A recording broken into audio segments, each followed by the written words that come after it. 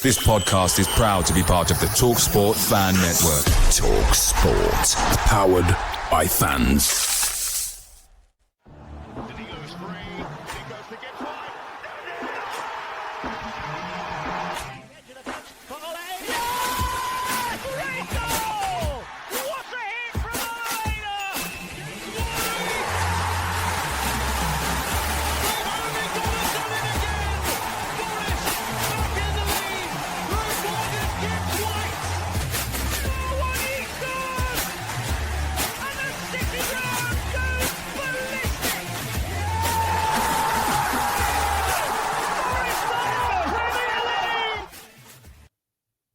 Hello and welcome to this latest edition of Red Side of the Trent. Joining me is Luca Bendoni of Sky Sports and Marzio. Luca, how are you first of all? Very good. Pleasure to be here, Adam. And how are you too? Good? Yeah, I'm really good. Obviously, you're here to talk to us about Dan Ndoye and the deal there, because you were someone that was actually quite on the ball with the deal over there in Italy. What can you tell us about the deal, first of all, because it's been announced that it's 40 million euros with 5 million add-ons and 10%, I think, going to Bologna. Yeah. Have Bologna really squeezed as much out of this deal as they can? Yeah, Bologna are good sellers. That's the first point. Of course, there is no doubt in this. They sell very well, but the player is good. I think he's a perfect fit for the Premier League, and Nottingham Forest have been working on this deal for quite a good amount of time. They have been cooking with slow fire this deal for, I think, couple months. And then when Napoli lost the momentum of the deal, they pushed as fast as they could, as strong as they could, and they managed to get the deal over the line, which could be a record-breaking deal if some bonuses gets triggered. So quite easily, because it's 42 million, the record-breaking signing at the club. So it's a great deal. It's a statement signing by Marinakis, of course. He's a player that have been doing amazingly in Serie A last season, but also the previous one. And so he is a perfect fit for the Premier League. He could be a good Elanga replacement, in my opinion. Do you think Napoli slow down because of their transfer dealings with Noah Lang, and then they've obviously got Politano, they've got Neres on the wing as well? Do you think that's maybe why Ndoye was more favouring the move to the Premier League, or was he always interested in the Premier League, do you know? So we have to be clear, first of all, that 40 plus million for Italian market is not an easy fee, okay? So even if Napoli have money to spend, they have capability on the market because they sold Kvaratskhelia in January. They sold Osimhen now to Galatasaray. They've won the league, so they will earn also from Champions League and everything. But last year, for example, they were not in the Champions League, so the earning was pretty much just from market, So they have capability to spend, but they didn't want to overspend on a player, I don't think it's overspending 40 million for Ndoye, but in Italy maybe it is, because the levels are completely different. It's all relative, to the Championship. In the Premier League, I think it's a very good deal. In Serie A, it's not an easy deal. Let's put it this way. Let's phrase it this way, okay? For an Italian club to spend 40, 45 million. Conte was very much convinced of Dan Ndoye. They pushed as far as they could with Ndoye, but in the end, as soon as the Premier League came, the player understood the project of Nottingham Forest. They understood also his camp and everybody that was involved in the negotiation, that Nottingham Forest were pushing, to get him. In that moment, I think Napoli lost the momentum. Napoli didn't push to seal it as fast as they could, to be honest, because it was a long negotiation. It's more than 2 months that Napoli have been in touch with Bologna, have been in touch with the camp of the player. So I think the player has thought in some moments, if Napoli wanted, they would have already closed the deal, no? So someone else is pushing harder than them. The project, it's something that I like, so I will join Nottingham Forest. Also because he prioritized the move to the Premier League since the beginning, basically. He was open to consider all the solutions. I'm aware that Bologna also wanted to extend his contract. There were contract talks.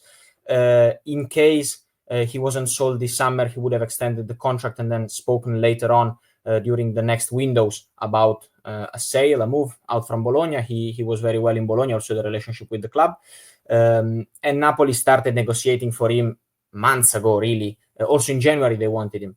Then they restarted in May. They negotiated all June. trying to reach an agreement with player side. They managed to get an agreement with player side, but in the end they pushed for Noah Lang. They secured Noah Lang first. Then they wanted to seal Ndoye, but not as fast as they could. It's something very clear. So Ndoye gave his preference to the Premier League, and it was his original plan, to be honest, because there is a fun report of mine in 2023 that I also reposted now that says that Ndoye went to Bologna and not to the Premier League, even if he had offers from the Premier League. It was Everton back in the days, 2 years ago, because he wanted an intermediate step before going to the Premier League. That is his dream, okay? And so he saw Bologna as the perfect chance to show his value. He was right, actually. So well done to him. And in the end, now he's in the Premier League. But what do you think of the player? Like, because I spoke to someone else who covers Serie A, and they the first word they said that when they think about Dan Ndoye is exciting. Would you agree with that statement? Yeah, I do agree with that statement. I think he's also ready to reach his peak level. You know, he's not on the peak yet, but he's not far away. So we are ready to see how he will manage to adapt to the Premier League. I think very well. He's a fast player. He's a player that covers a lot of space on the pitch. He also covers back in defense. He's a player that can do many positions because he can play on the right wing, on the left wing.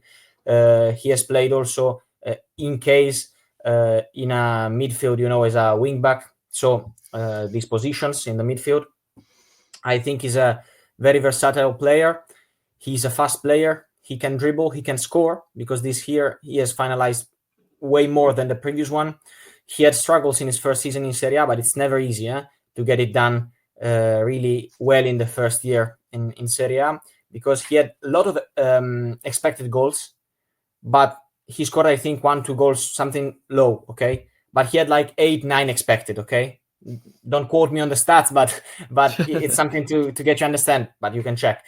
And then in the second year, he managed to actually score all the goals that were expected. So that's the point where he improved from a 15 million player to a 50 million player.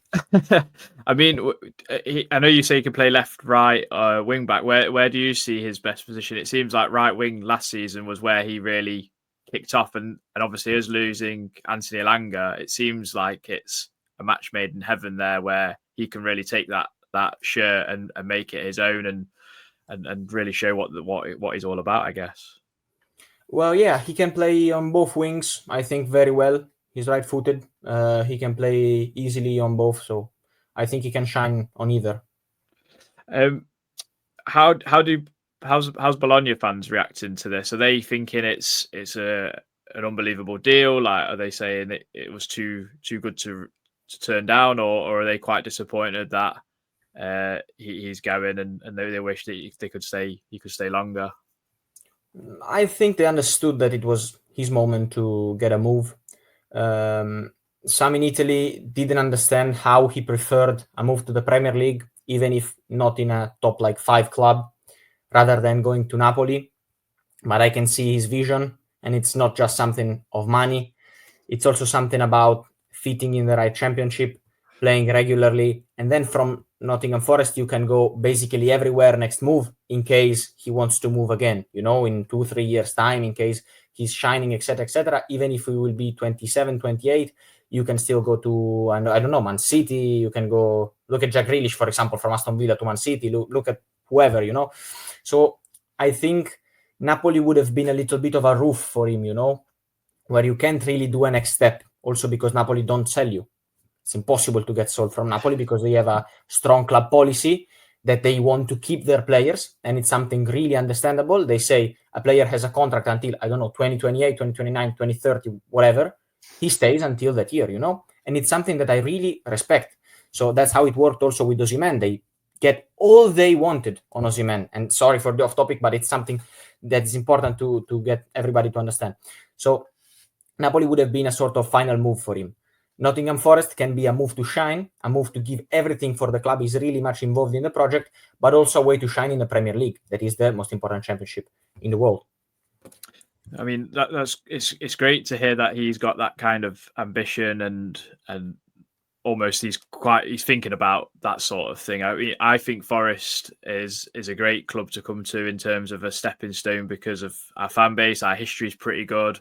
Where we finished last season, now we've got a point to prove in terms of repeating that again, which is going to be very, very difficult, obviously. But I'm excited to see him play and see what he can do. I think he's got all the ability and capabilities of doing that. I mean, as securing the extension of Morgan Gibbs-White and seeing how Marinakis was with trying to do that, that must be a real big pull for a player like Dan Ndoye. I know it can seem like a bit of an intimidating factor to see your owner there and almost hold you at a point to say like he's really grateful to be there, but that must have some sort of pull, like I say, for Dan Ndoye to come because the club really wanted him.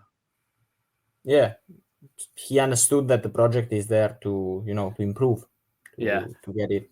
But the player pool, I mean, in terms of who he's going to play with, you got Callum Hudson-Odoi, you got Morgan Gibbs-White, obviously Igor Jesus has just joined, Elliot Anderson just won the under-21s with England. There's a lot of good players for him to play with. Ola Aina will be playing just behind him. I mean, the talent is going to be unbelievable. How do you see him fitting into that? Do you think he will be? I think he will be a star player. He will be a star player. He will need to adapt a couple of months, but I think he will be ready immediately. Really? Okay. How high do you see him going this season coming? Do you think like he will score more goals than he did last season for Bologna, for example? How do you see it going? It's tough to say, It's tough to say, but I think he's a good fit for the Premier League. That's the only thing I can say because based on his, playing style, I think he can fit well. Yeah, I know we spoke on Twitter, so and I don't know how much you'll tell me about this, but obviously there's been the report of Douglas Luiz. I know you said you don't know too much about it, but you did mention something quite interesting. It's something that I'm not covering at the moment, not because, but I don't have actual first-hand info about it. As soon as I will have them, I will report. Or if it's not me, it's the Sky Sport team, it's my boss, the Marzio, whoever. So. Let's wait on actual news. There is a good relationship between the two clubs. That's what I can say. All I can say is that there is a very good relationship between Juventus and Nottingham Forest. They have already been negotiating for Team Weah and Bangula, and they had an agreement between clubs, but then the players rejected the moves for whatever reason. But yeah, there is a good relationship between the two clubs. But I don't know if it will be for Douglas Luiz. It will be next year for another transfer. It will be again Team Weah this year or next year. But there is a good. Would you be able to answer me this? Why are Juventus so keen on getting rid of Douglas Luiz? He didn't adapt to Serie A, really. He wasn't a good signing. He had everything, but he in order to be a good signing in Serie A, but he didn't adapt. Italian football is not for it's not something very easy. It's very tactical. It's very sometimes player can be limited if they are creative, from tactical. But I think he's still a good player. A bad season doesn't mean that you are not a good player. Great. Finally, Luca, I just wanted to get you to predict what sort of season Dan Ndoye will have. Do you have like a target in mind that he might hit with goal contributions or anything like that at all? I think 15 goal contribution is realistic. 15, 20 goal contribution, something like this. I mean, that would be amazing. Yeah, 15, I think, yeah. Elanga got 17, 18 last season, so if I think 15 is realistic. Yeah, I think that would be amazing. I mean, I'm really looking forward to seeing him what he can do. Luca, really, thank you very much for joining us on the podcast. What more have you got coming this summer? I'm assuming it's absolutely mental and mayhem for yourself. Yeah, no, it's great. I was very happy to break, let's say, the Ndoye story or to work on this with my colleagues. Manuele Baiocchini was also fantastic. He's a colleague of mine. He has been top on this story. So yeah, looking forward to multiple news. Now I'm waiting on, for example, Ilya Zabarny to Paris Saint-Germain. I expect news soon. That could be a good story. Also many in the Premier League, but I try to cover my stories, where I actually have sources. We don't try and guess because it's not our way of working, So anything, you can follow me. That's just my name on X, Instagram, whatever, and that's it. So we stay in touch. I have DMs open for everybody. So if you want to text me to get something clarified, I'm open. Bro, thank you very much for that, Luca. And until next time, Forest fans, come on, you Reds.